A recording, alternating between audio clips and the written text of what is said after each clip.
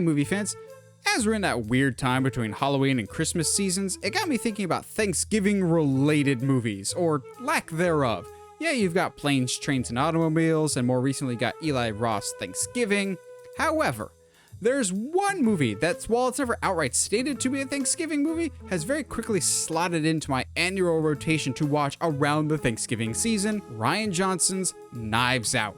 While a specific date is never mentioned, the movie definitely has those late fall vibes with a great chilly New England atmosphere and one of the greatest collections of sweaters in movie history. Plus, at its core, it's a movie about a super dysfunctional family arguing about politics and family stuff. If that doesn't scream Thanksgiving, I don't know what does. So today, for the 5-year anniversary of this fantastic movie, let's take a deep dive into one of my all-time favorite movies, Knives Out. Very rarely do I ever love a movie from the very first frame of said movie, but that was absolutely the case for Knives Out. As soon as that first violin string hits, I knew I was in for something special. It's a big, bold statement saying this is going to be a classic whodunit in the best possible way. I grew up reading just about any mystery book I could get my hands on, whether it be Encyclopedia Brown, Sherlock Holmes, Cam Jensen, Scooby-Doo, or A to Z Mysteries. I just love a good mystery. It's like putting together pieces of an elaborate puzzle. It's because I love the genre that I'm often critical of it, and I get frustrated when it's not executed properly. I understand it's incredibly difficult and requires a ton of intricate planning to craft a good mystery, but there's a difference between a compelling mystery and laziness. To me, a good mystery should be able to be solved upon a rewatch, or even during the movie itself, if mapped out properly. Too many movies purposely withhold information from the audience for fear of the audience figuring out the mystery too soon. Think of a mystery like a game the audience plays. Isn't it cheating to literally not tell your audience all the rules of that game they are playing? The rules can change all they want, sure, but the rules still need to be told first. A good mystery should tell you all the clues, but not always tell you that they are clues. It's why Knives Out works so well. There are clues thrown at the audience constantly, but never in a way that's jarring or overwhelming. Almost everything said ends up being important somewhere, but the movie does an excellent job of making it feel like a bunch of random pieces, disconnected from each other. Or, as Benoit Blanc put it, a donut. So let's talk about our detective, Benoit Blanc.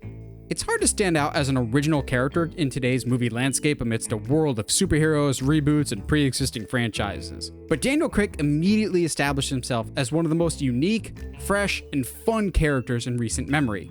He's clearly just having the time of his life playing this character, which is a funny contrast to his very vocal dislike of playing James Bond in his later years in the role. He's going all out in his performance, and it's hard not to get caught up in his infectious energy and truly bizarre vernacular. Enter Benoit Blanc. Knives Out beats bloody. Well, a donut hole in a donut's hole. That is hooey. You're right. Let's back it up. Craig's accent for Benoit Blanc definitely sparked some interesting debate when the movie first came out, with some people either citing it as really ridiculous or saying that it was completely taking them out of the movie. I'll admit, it did take me a little bit to get used to, but then I finally understood what Craig was going for. Look at all the iconic sleuths in media over the decades. Peter Falk as Columbo, Angela Lansbury in Murder, She Wrote, even Benedict Cumberbatch in Sherlock. They all have an instantly iconic look that makes them stand out, but they also have a unique voice that makes them automatically recognizable to their audience. If you grew up watching any of these characters, you know exactly what they look and sound like. The same goes for Craig's Benoit Blanc. Is it goofy, ridiculous, and a little over the top? Absolutely. Are we gonna forget about it anytime soon? Probably not. Also love that Blanc is really all about how the pieces fit together, more so than the whodunit. In fact, he figures out who did it the minute he meets them, but chooses to wait until he gets the whole story before jumping to conclusions. Instead of telling the cops of the prime suspect, he instead recruits that suspect to be his Watson. I love director Rian Johnson's choice to have a murder mystery movie where the main character is the quote-unquote killer and not the detective. Before seeing Knives Out, I had never heard the name Ana de Armas. I was very much unfamiliar with her work. But boy howdy, was Marta a breakout performance if ever I've seen one. De Armas brought such a likability to the role that's basically the crux of the entire film. If we don't like Marta and want to see her get out of the sticky situation intact, the whole movie goes under. And you could tell Daniel Craig had a blast playing off of her because the two would reunite just a few years later in Craig's final outing as James Bond in No Time to Die. And again, De Armas completely stole the show there as well as the wet behind the ears new agent, Paloma. She was such a joy to watch in Knives Out, and she never gets lost in the shuffle among the movie's ridiculously stacked cast. I love a good ensemble movie, whether it's something like the Ocean's movies or one of my all-time favorite movies and a distant cousin to Knives Out, Clue. I just love a good ensemble movie full of unique and interesting characters playing off of each other. Add in a mystery element and I'm there in a heartbeat. Not you, Murder on the Orient Express remake. Never you. So when I first saw the cast lineup for Knives Out, I couldn't believe how star-studded and well-rounded the cast was. No matter what generation you are, there's bound to be someone you know and like in Knives Out. Whether that's Don Johnson, Catherine Langford, Jamie Lee Curtis, Toni Collette, or Christopher Plummer, there really is someone to draw in an audience of all ages. Everyone has such memorable performances, but ones that are done so perfectly as to make each one easily identifiable, like pieces on a clue board. And everyone involved with the movie gets it. They all know that while this is a murder mystery about the passing of a family patriarch, the movie is still a comedy at its core, and a darn good one at that. Some of the best laughs I got in the movie actually come from Michael Shannon as Walt and Kay Callan as Great Nana Juanetta. Walt, she's fine. She ate the entire salmon spread already. I'm warning you. No. If they're held responsible for their death in civil court.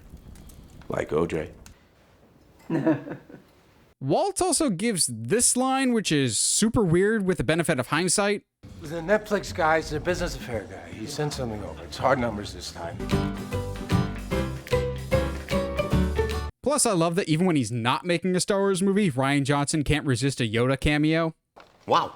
Well, yeah, not too complex at all. But of course, if we're highlighting the cast, we have to talk about Chris Evans as Hugh Ransom Drysdale. Like Daniel Craig, I get the sense that Chris Evans leapt at the opportunity to try a wildly different character than what he'd been playing for around 10 years.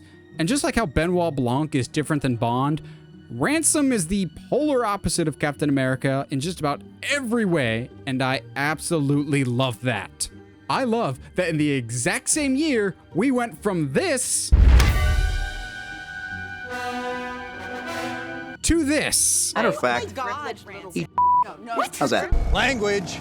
And like Craig, Evans is putting in 110% effort into the role. With him playing Cap for so long, I was worried I would only ever see him as that character. Nope. Almost immediately, you just hate Ransom and forget all about the Captain America stuff.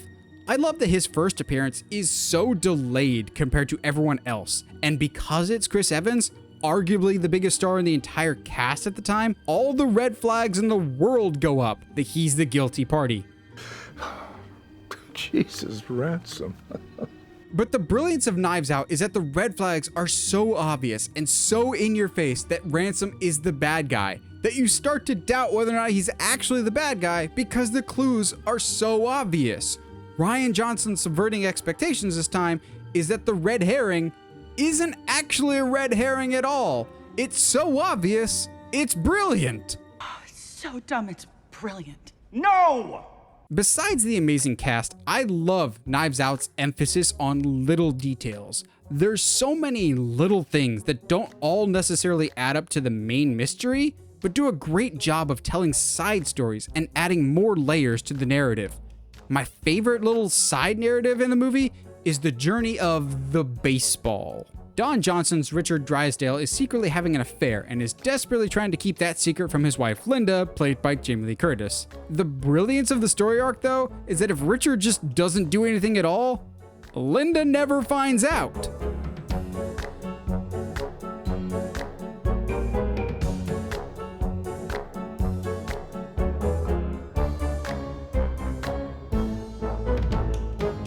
often meets his destiny on the road he takes to avoid it. Knives Out is littered with these little things, little details that always come back somehow, even if it's just to contribute to the larger Thrombey lore. For example, a few times the movie implements the unreliable narrator technique to convey information. Usually, I hate when movies do this because it makes me doubt everything and I question every piece of information moving forward instead of focusing on the story at hand. Knives Out use of it works though because each time information is conveyed, the actual facts are correct and consistent.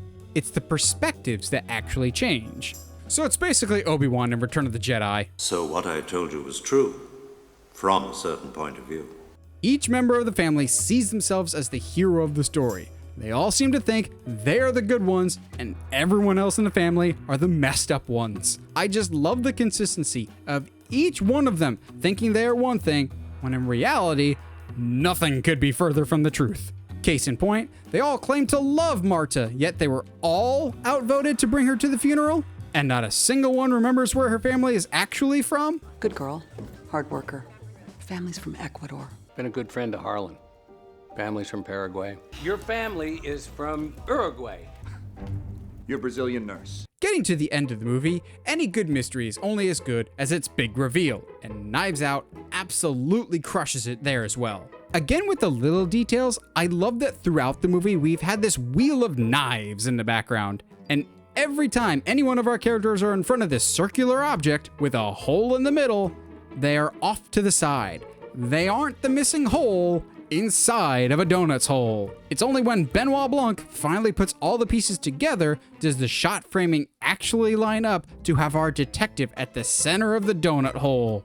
He's finally got the piece. And like I said at the beginning, a good mystery should be able to be solved upon a rewatch. All the clues should add up to something rewarding for the audience that leaves them amazed but never confused, impressed by your main detective, and a little frustrated that, hey, why didn't I piece that together sooner? Then, in true whodunit fashion, there needs to be one last twist. One last gotcha moment that leaves the audience with a smile on their face. Who would have thought that moment was Captain America getting chunks blown at him? Mystery is a genre I thoroughly enjoy, and a genre I wish we got more of from Hollywood. The thing is, it doesn't even need to be that expensive, really. On the contrary, mysteries can and should be made with smaller budgets. The first Knives Out only cost $40 million and wound up making over $300 million. Even if we don't get more mainstream detective stories on the big screen in the near future, I hope we get more movies like Knives Out. Not necessarily mysteries, but movies that are made for a modest budget with a clever hook or idea, great writing and characters, and a genuine passion from all involved. Well, what do you guys think? Are you fans of Knives Out? Were you a little disappointed with it? Whatever your thoughts, let me know down in the comments below. What's your all-time favorite mystery project, whether it's movies or TV? Whatever your thoughts, let me know down in the comments below. I always like hearing from you guys. And as always, if you like what you see and you want to see more, subscribe to the channel. And as always, stay sharp, movie guys and gals.